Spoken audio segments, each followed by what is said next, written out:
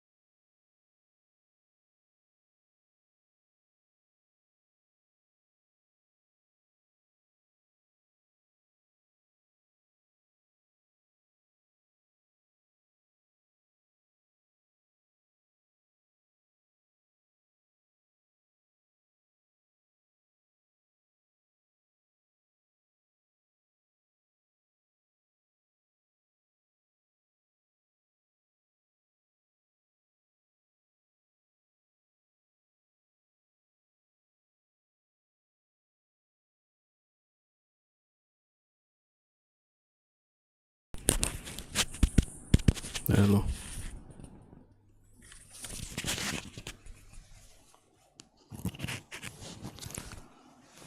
Okay, sorry.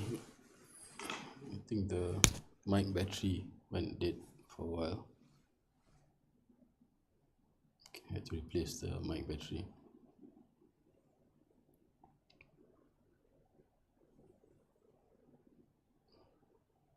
Okay, so during last week we were talking about this, whether there was a problem-based scenario.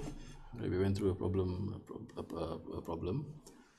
right, and discussed, or this was addressed, whether disobedience occurs through Allah Subhanahu Wa Taala's will. Okay, and what we said was that what the scholars say is that, strictly speaking, everything, whether things the things please or displease him, it occurs only through Allah Subhanahu Wa Taala's will alone. Right? But while his will is universal and all-encompassing, his good pleasure is not. Okay? The same does not go for his, cannot be said of his rida, of his good pleasure, of his love, of his command. Right? It's not. It's the particular. Okay, so obedience occurs through his will, but he's not pleased with it. Right? But obedience he is pleased with. So obedience meets with his, hits upon his good pleasure. Okay? So although he is not pleased with disobedience, right, it was his will also, subhanahu wa ta'ala, to honor man with free choice, such that so that we become responsible. So this means man is not forced to perform disobedience, right, nor to obey. So laha ma kasabat wa 'alayha ma iktasabat, right? So for the soul is what it acquired of good, right, for itself, and against it is what it acquires of evil. Yeah. So that's the gist of that problem. Okay, the other problem we went through was whether Allah Subhanahu Wa Taala can create another like himself. Okay, so basically we discussed that, we addressed that, and it's not a question. The second part of the proposition contradicts the first part. So by definition, God is that being than which no greater can be conceived. So it's not possible. It's a contradiction for God to then create another like himself. Right? For him to have a like it goes against the definition, right? Definition of God. Okay, that's like asking, can I pour so much water on this carpet that it becomes dry, for example? Okay, so most of the time, these kind of questions, like also whether God can create a rock so large that he cannot lift it, or a prison so secure that he cannot break out of it. Okay, these questions usually come from a malicious place and they don't deserve answers most of the time. Okay, but sometimes some people are genuine, right? So our answer to this in terms of the aqidah is that it's not possible in aqidah terms according to our reason, because of two interrelated reasons. Okay, firstly, that it's not the mandate, it's not the role or job of the will, right, and power, divine will and omnipotence, to be connected with other than rationally possible things. Their job is they are connected strictly with the possible, okay, category of the possible.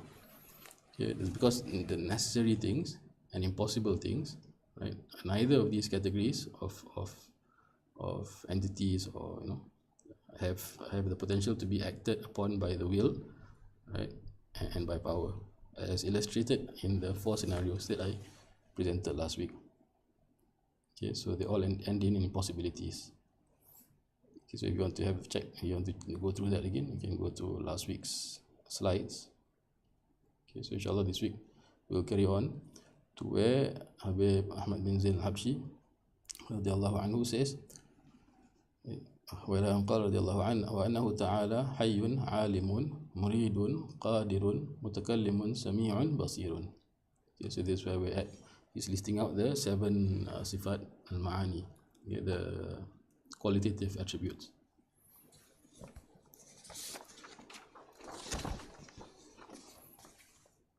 Okay, so as for the definition, okay, what are these qualitative? What does qualitative attributes mean? Okay, so they are pre-eternal also attributes, right? I.e. the beginningless without beginning, and eternal without end. Okay, pre-eternal attributes that subsist in Allah subhanahu wa ta'ala's entity and necessarily predicate a certain judgment. Okay, so that we're going to go through that definition part by part. Okay, so they are pre-eternal attributes. Okay, pre-eternal meaning pre-eternality is baqa, yeah? Right, so qidam and baqa. Okay, rather pre-eternality strictly speaking is qidam, but it goes both ways. Okay, so this negating attribute is a sifat salbiyah, is ascribed to Allah subhanahu wa ta'ala's entity and his attributes. Okay, his entity, his zat or his essence, and his attributes are thus they both neither have beginning, right, azal, or an end. They are eternal. Okay, abad. Since the infinite can have no beginning, no end. Okay, and also that means that these attributes, right, are also outside of time and hence unchangeable, immutable. Okay. The second part of the definition was that they are pre-eternal attributes that subsist, yeah, in Allah's entity, subhanahu wa ta'ala. Okay, so when we're talking about subsistence, we're going back to the, I think, 8th session and 10th sessions that we had, right? We discussed this, we touched on this. Okay, so subsistence, these attributes, they subsist in the entity of Allah subhanahu wa ta'ala's entity. Okay, but they are not identical to the entity. Okay, so what is excluded by this definition, right, is self-subsistence. So these attributes do not have the ability, the quality of self-subsistence. They are not self-subsistent, meaning they don't exist by themselves, but they have a subordinate existence within the entity. Okay, entities exist, but attributes, right, including these qualitative attributes, subsist, right, in the entity. So in relation to the entity, there's a relationship between the attributes and the entity, okay, or the qualities and the person even. Okay, so there's an aspect of sameness in relation to the entity, right, with the essence of Allah subhanahu wa ta'ala, whereby they subsist within the entity, which is described with these attributes, and an aspect of difference through which they exist in themselves, and through which we are able to distinguish one quality or attribute from another. Okay, because if there was no aspect of difference, then all the qualities would be the same thing. Okay, so on one face they are the same, on the other side they are different. So now a concrete example. Okay, maybe so we have Zaid. Right, we're going to stick with Zaid from now on, inshallah. So Zaid is a teacher, right, and the quality of being a teacher exists in Zaid, but also it has its own reality when compared to other roles or functions or qualities, right, of his self. So Zaid is a teacher. He might also be a son, might also be a father, he might also be a friend, for example. So the son is Zaid, the father is Zaid, the friend is Zaid, the teacher is Zaid, right? But the son is not the father, and the father is not the friend, and the friend is not the teacher. They have their own realities. Otherwise, son, father, friend, and teacher would all be the same thing. There will be nothing to distinguish between these attributes. Okay, so this is the relationship between the attributes with the self, with the entity or the essence. Okay, so in relation to the Zaid, like I said, these are all part of the same person, but in relation to each other, they are different entities. So with Allah subhanahu wa ta'ala, we have the all-knowing, right? Al-Alim is Allah subhanahu wa ta'ala, right? Okay, Qadir is Allah subhanahu wa ta'ala, the omnipotent is Allah subhanahu wa ta'ala, all-seeing is Allah, right? They are all Allah subhanahu wa ta'ala, but in relation to each other, in relation to different attributes, the all-knowing is different from the all-seeing, which is different from the omnipotent. Okay, so in sum, right, the attributes are neither the same as the entity nor other than the entity. Okay, that's how we see the relationship between the attributes and the entity, the Zat of Allah subhanahu wa ta'ala. Okay, so what does it mean by necessarily predicating a certain judgment? Okay, so these three points are the three parts of the definition, okay, of what qualitative attributes are. Okay, the pre-eternal, as per what I've mentioned earlier, they subsist in the entity of Allah subhanahu wa ta'ala. They are neither the same as the entity nor different from it, and they necessarily predicate a certain judgment. Okay, so when we talk about this, this refers to the predicative attributes, the sifat ma'nawi, yeah, which follow logically from the qualitative attributes. So that the one who is described with omnipotence, right, or described as omnipotent, is also described with necessarily, right, logically, is also described with his being omnipotent. We cannot have someone who is described as being omnipotent except that he is omnipotent. Okay, so this is not it's not exactly semantics. There is a khilaf, difference of opinion, okay, within the Ash'ariyah, within the Ash'ari madhab, right, between different scholars, right, and it revolves around, okay, anyway, so it's basically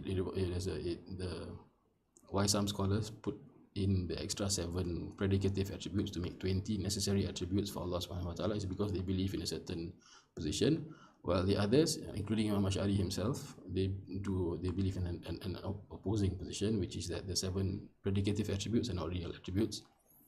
Okay, so because this is a khilafiyah issue, we're not going to go much into it, except for what I've already mentioned. Okay, so those are the 3 parts of the definition. What a qualitative attribute is. Yeah. Okay, and there are only 7. So the qualitative attributes are only those 7: living, all-knowing, willing, omnipotent, speaking, all-hearing, and all-seeing. Yeah. So why only 7? Because these are the only ones that we have decisive, clear-cut proofs from the Quran and the Sunnah of the Prophet sallallahu alaihi wasallam. Okay, so because the other 99 names, yeah, are not different. All the other attributes, including the 99 names, are not different from, or they imply these 7 attributes. So in the way that al-Musawwir, right, the fashioner, okay, implies that Allah subhanahu wa ta'ala creates and shapes images. Okay, this implies before he can be able to create and shape images, right, it implies his being. It presupposes that Allah subhanahu wa ta'ala is all powerful, okay, which in turn presupposes that he is willing, which in turn presupposes that he is all knowing. Okay, so the rule is that we limit, with regards to these attributes, okay, we limit ourselves to only decisive, clear-cut, qat'i proofs when it concerns Allah subhanahu wa ta'ala's dhat, his entity, his essence, and his attributes.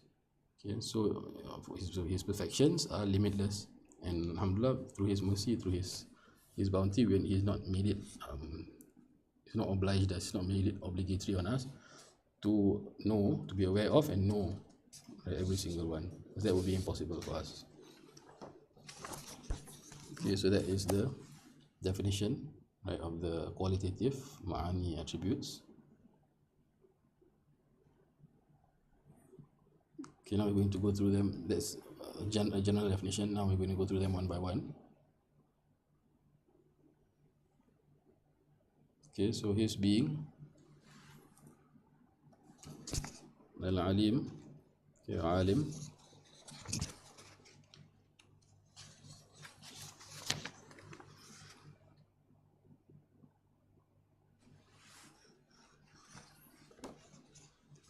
okay, so you see the first part of the definition is the same as the earlier definition I gave, the general definition for qualitative attributes, which is that this attribute is a pre-eternal, right, attribute that subsists in Allah's entity.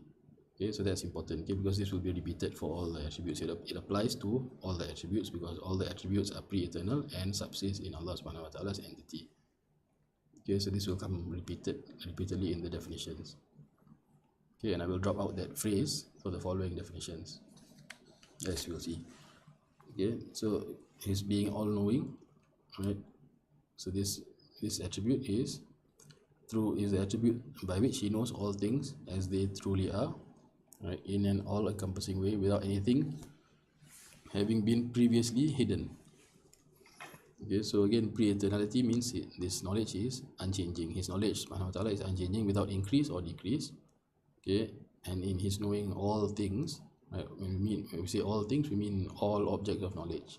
Right, so his knowledge is linked with the various categories, the categories of rational judgment, the necessary, right, possible and impossible things. His knowledge is linked and connected with all of these.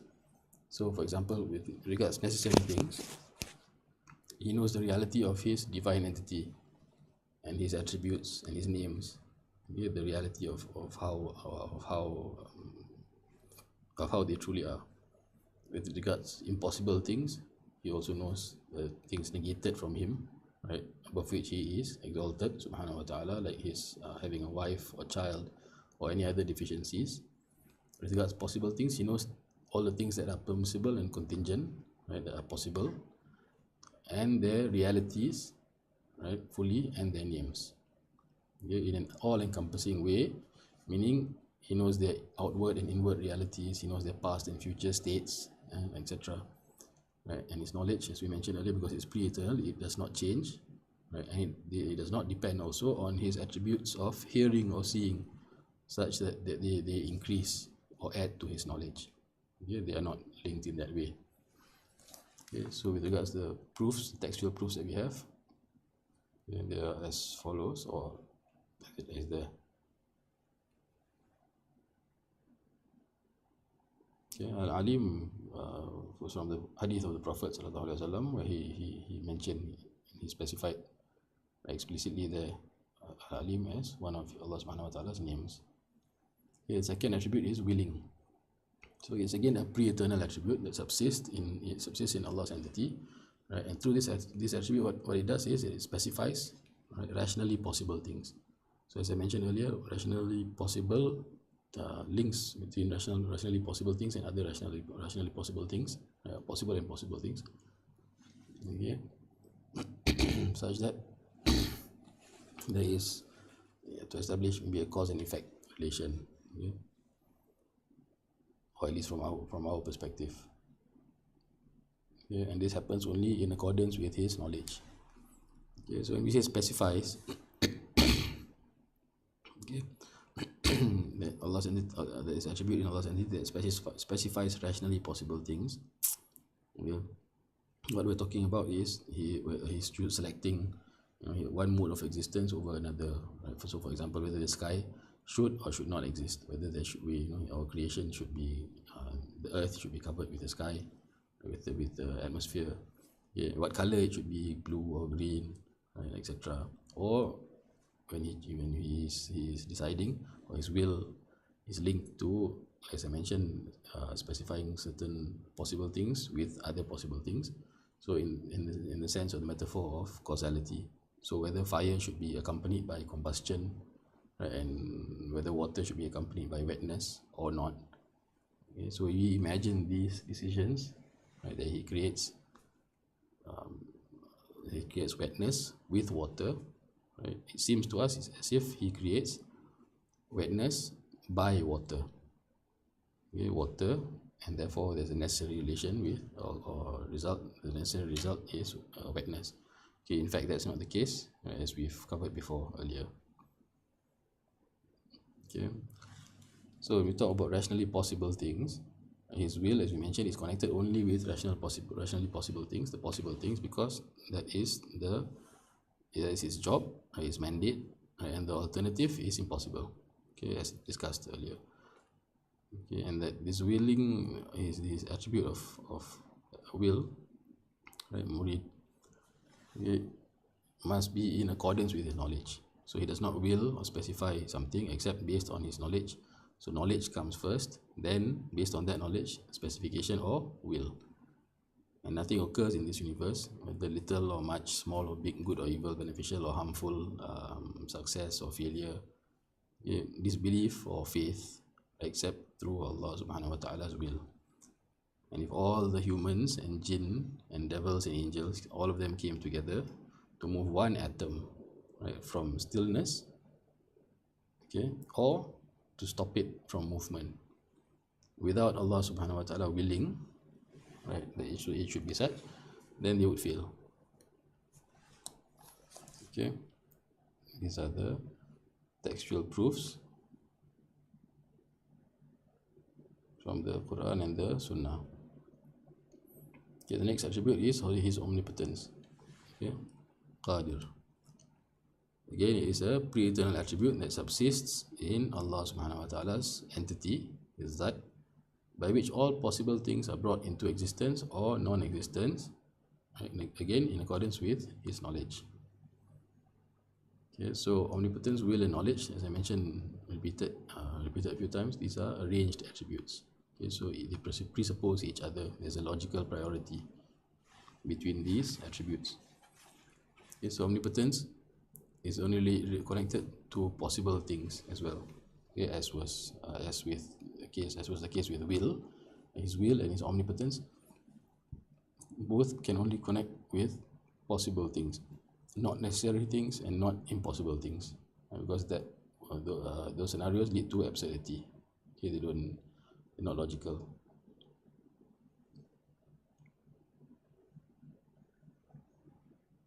Okay, so Allah is Alim, Murid, Qadir, and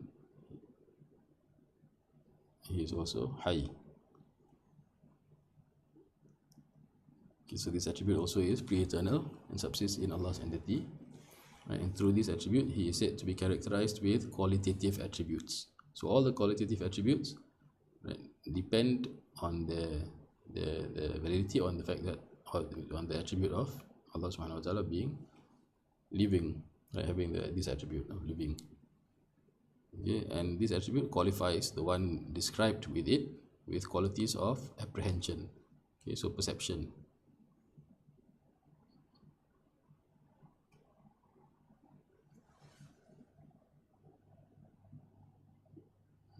Okay, so nothing can have these attributes of knowledge, will, power, right, without being alive.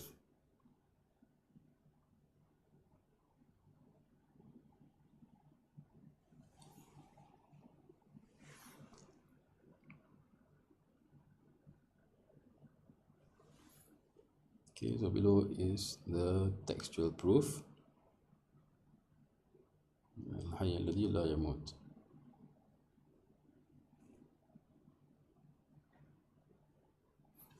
Okay, so now we're going to go through the remaining 3 attributes.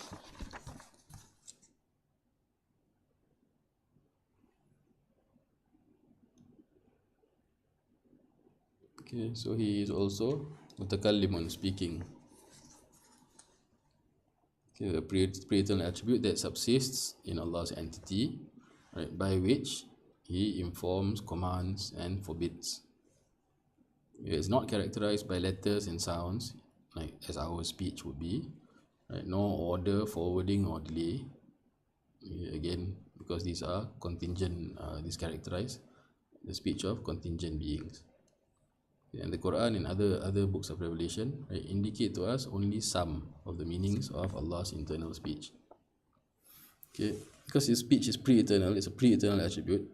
Okay, it's pre-eternal and it does not become separated from him subhanahu wa ta'ala, right, when it is relayed or communicated to the hearts and ears of created things. It does not become other than him. Okay, and it's not characterized by letters, right, and sounds, because these are attributes of the speech of contingent beings, and similarity with contingent beings is impossible in any way, in any part or way. Okay, so these refer his speech, okay, the internal speech, right, the Quran and the other books, the books of revelation, only reveal part of, okay, or some of the meanings of Allah subhanahu wa ta'ala's internal speech. Internal speech, kalam nafsi is opposed to kalam lafzi. Okay, as with the Quran, for example, or these books which were revealed in sounds and letters. Okay, so uttered. Okay, so they convey some of the meanings, right? The sounds and letters convey some of the meanings of Allah subhanahu wa ta'ala's inner speech, as instruments would do. Okay, so the instruments are considered to be created, but Allah's speech subhanahu wa ta'ala is uncreated. Okay, and the books, these are books, necessarily indicate to us only some of the meanings. Okay, because if they revealed all of the meanings, then the knowledge of the prophets, right, to whom the books were revealed, right, to whom Allah subhanahu wa ta'ala's speech were manifested, would be equal to that of God. Okay, and it's impossible that the knowledge of the prophets, right, is equivalent to the knowledge of God. Okay, so these are the textual proofs for that. Okay, as such, the Quran and the Hadith of the Prophet sallallahu alaihi wasallam. Okay, so he's being Sami' and Basir. So these are both pre-eternal attributes that subsist in Allah's entity, right, by which He makes every existing thing manifested and disclosed. Okay, so through hearing and sight, right, things are manifested and disclosed and become objects of knowledge. Okay, at least okay, from our perspective. Okay, for Allah subhanahu wa ta'ala, these attributes do not add to His knowledge, as I mentioned earlier. They do not increase His knowledge. Okay, so Allah being all hearing, through which this attribute is the attribute through which He hears all things. So we have an hadith, right, where it's mentioned that Allah subhanahu wa ta'ala hears the footsteps of the black ant on a black rock on a black night. Okay, in that meaning. Okay, and His being all seeing is the attribute through which He sees all things. Okay, not only what is perceptible to our sight, right? Okay, and it's absolutely different, okay, and transcendent above the sight of contingent beings. Allah subhanahu wa ta'ala's attribute of Basir. Okay, now both forms of disclosure, whether through his attribute of seeing, right, or hearing, all seeing, right, they are unique in there. They have their own unique realities, right, and they don't add to knowledge, as I mentioned, right, and neither depends on mediums of communication, right, or instruments of perception. Okay, so when we see, we need our eyes to see. We need light. We need a few different elements that come together for us to be able to see. Right? That of course is impossible for Allah subhanahu wa ta'ala.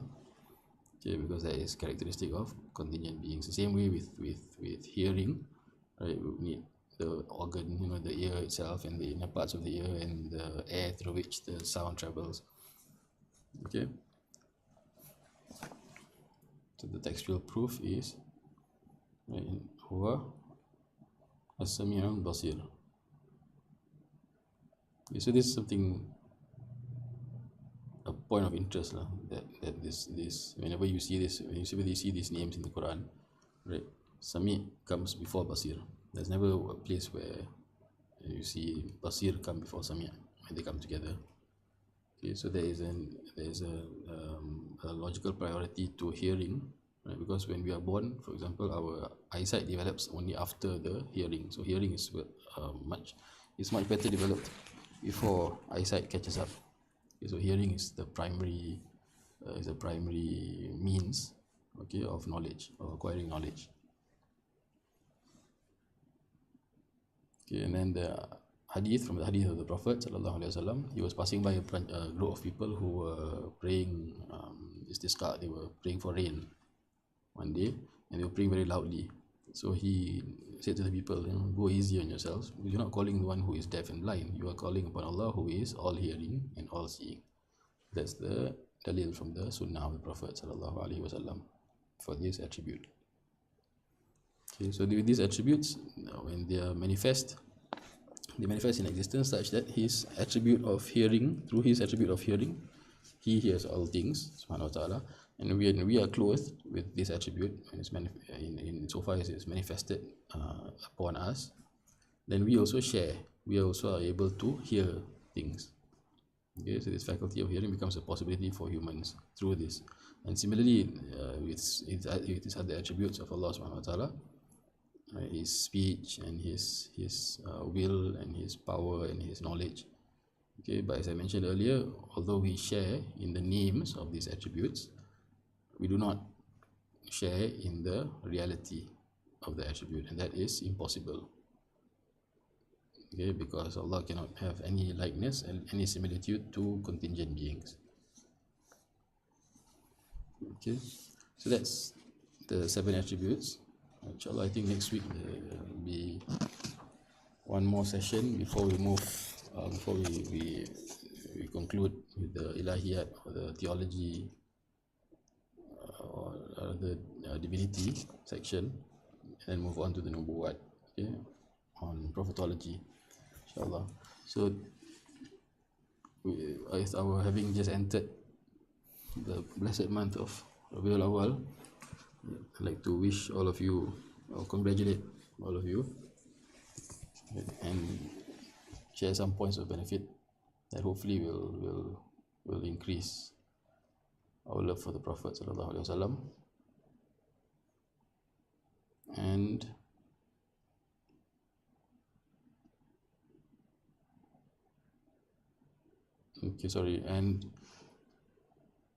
just to recap and emphasize this.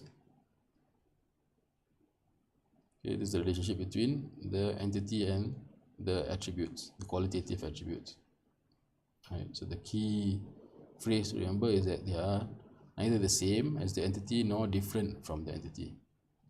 Okay, they're like number 1 among 10. They're not the 10 itself, nor are they other than the 10. Okay, so hopefully that should help to imprint that in the memory and understanding. Okay, so we're going to move on to the points of benefit, inshallah.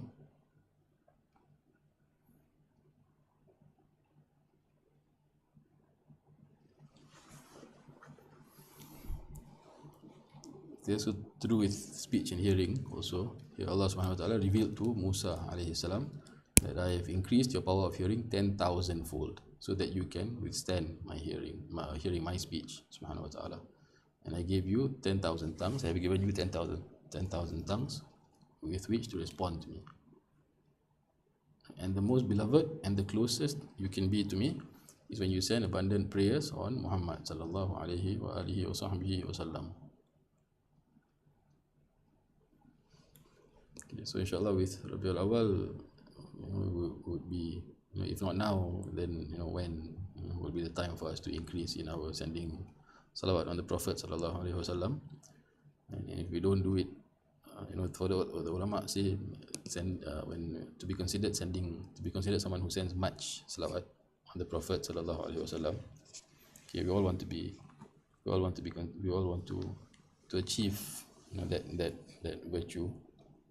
Right? And the one who is only considered your salawat that is sent, right, according to a number, the number that is considered much is 350 in the day, 350 in the evening. Some other scholars say 300 at least.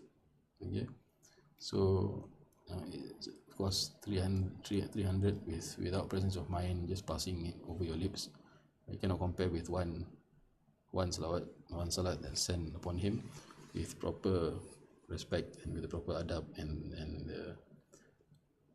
love, okay, for him sallallahu alaihi wasallam.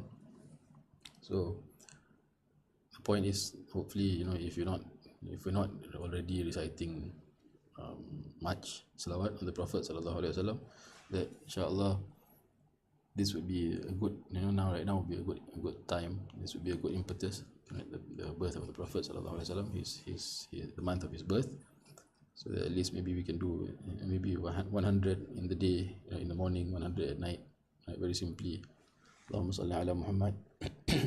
Okay, so hopefully we can all try and take that on, right? Even 50 in the morning, 50 in the evening. The point is just that for it to be consistent, inshallah.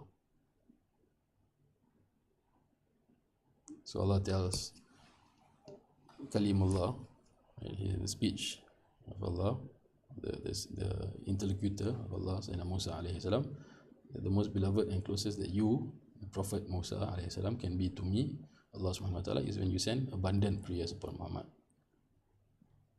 And in fact, the scholars say that there's no prophet right from Adam all the way until Sayyidina Isa alayhi salam.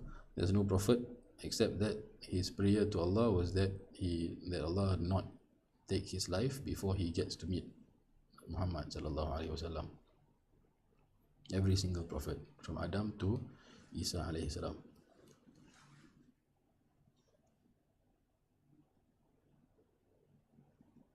The Prophet sallallahu alaihi wasallam says, whoever sends prayers upon me in a book, the angels will continue to seek forgiveness for him so long as my name is in that book. So that's it. This is a hadith that's particularly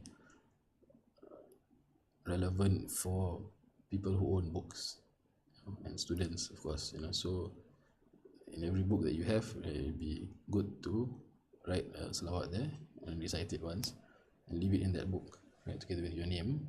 Right. Before that, write the salawat first, so that we get the benefit. We get the benefit of the angels istighfar for us, inshallah.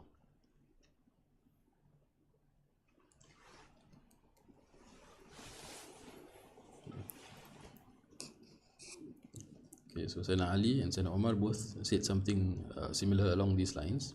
Okay, that the dua, when you ask Allah for something, it's suspended. It does not go up to the heavens. Okay, up to the heavens. Right. Until it is accompanied by a prayer on the Prophet sallallahu alaihi wasallam. Okay, so this is important that in the adab of our dua that we include the prayer on the Prophet sallallahu alaihi wasallam. Even more when we consider this next bit of information. So Sayyidina Abu Sulaiman al-Darani said, whoever wishes to ask Allah for a need, then he should begin with sending prayers on the Prophet sallallahu alaihi wasallam, and then ask Allah what he wants, and then close it again with another salat on the Prophet sallallahu alaihi wasallam, because Allah accepts the two prayers upon the Prophet sallallahu alaihi wasallam without doubt, and He is too generous to reject what is between them. Okay, so someone who knows this, right? Who learns this, or who knows this, then it will be a shame. Right? Someone in that case, shame not to do it, not to consistently clothe our requests and our petitions to Allah with salawat on the Prophet sallallahu alaihi wasallam, because we know that He's too generous to reject whatever is in between two salawat. So maybe you can even, how do you call this? Yeah, well, you can even add more salawats in between, every request. If you have a long, list of requests, yeah. So basically, I wanted to congratulate everybody on the coming of the month of Rabiul Awal. Right. And inshallah, through the barakah of this month and barakah of the Prophet sallallahu alaihi wasallam and our salawat on him sallallahu alaihi wasallam, that this month we were granted with the vision of the Prophet sallallahu alaihi wasallam. Okay, sallallahu alaihi wasallam Muhammad wa alihi wasallam. العفو منكم والفاتحة بنية الفتوح والمنوح والرسول صلاح الجسد والروح سوى سبحان الله سيدنا محمد صلى الله عليه وسلم بسر الفاتحة. السلام عليكم ورحمة الله وبركاته. يا ربنا اعترفنا بأننا اقترفنا وأننا أسرفنا على لظى أشرفنا فضلا وجودا منا لا باكتساب منا بالمصطفى الرسول نحظى بكل سول بالمصطفى الرسول نحظى بكل سول بالمصطفى الرسول نحظى بكل سول.